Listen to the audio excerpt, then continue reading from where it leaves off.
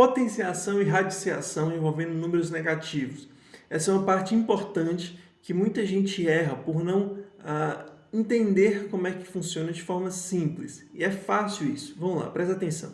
Vamos começar pela potenciação. O que acontece? Eu posso ter duas situações. Esse menos x é um valor qualquer, elevado a um expoente qualquer, certo?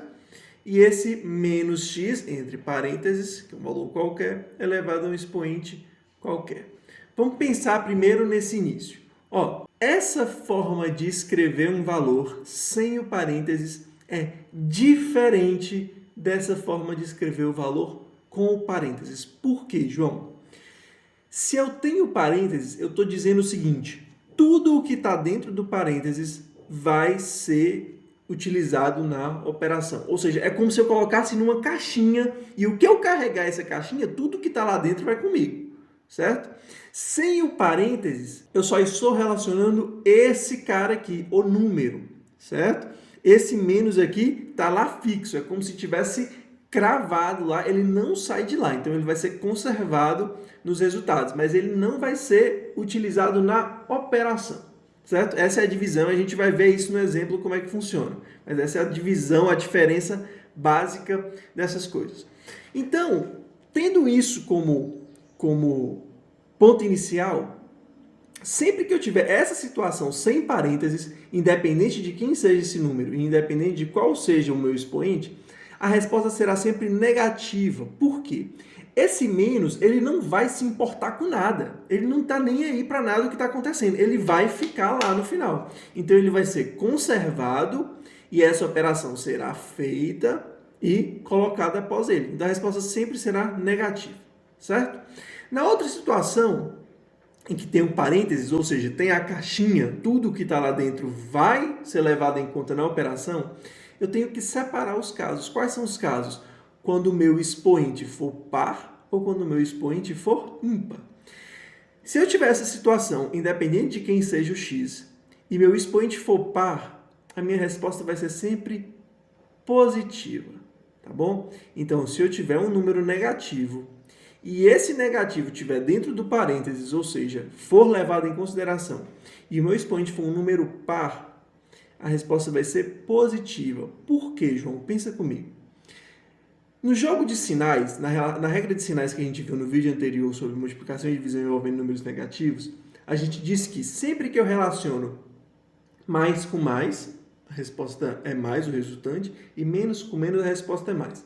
Ou seja, sempre que eu faço pares de sinais iguais, eu sempre vou ter um final positivo.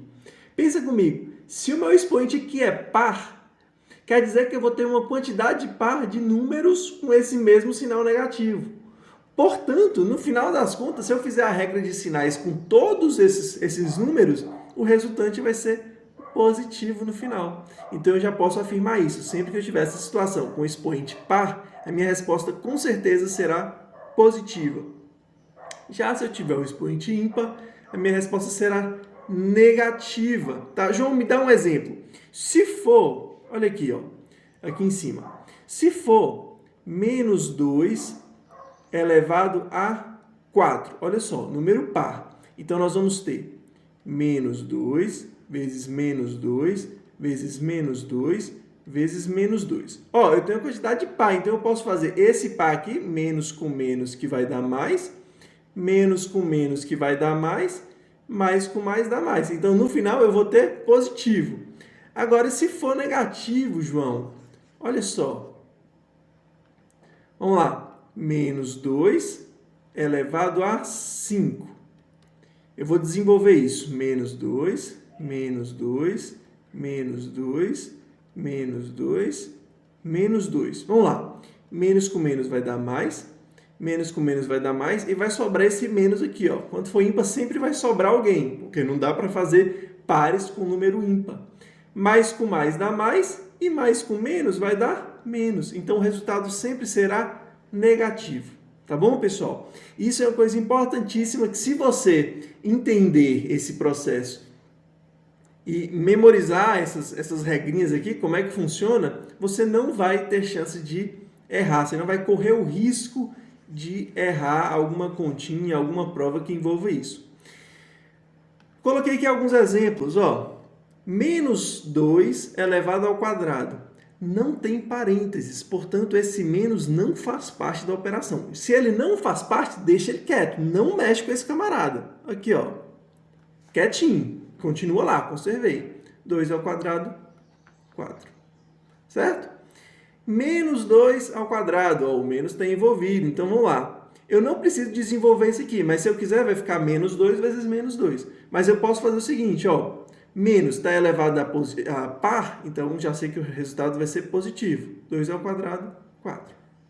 Aqui é a mesma coisa. Menos está elevado a ímpar, já sei que o resultado vai ser negativo. 2 ao cubo, 8. Beleza? Então, potenciação é isso. Vamos para a radiciação. Tem um problema, vamos lá.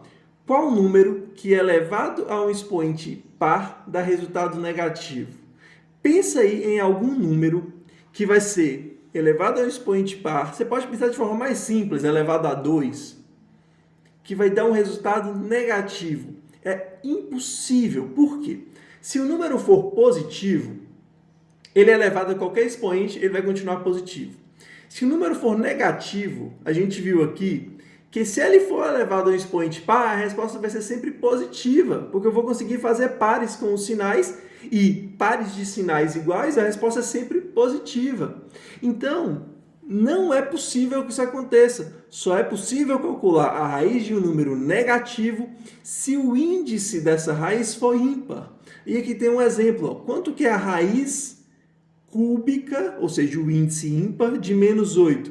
O menos 2. Por quê? Eu tenho condição de pegar um número negativo, elevar a 3, que é um expoente ímpar, e me dar um resultado ainda negativo. Porque qualquer potência que eu tenha negativa elevada a um expoente ímpar, esse resultado vai ser negativo.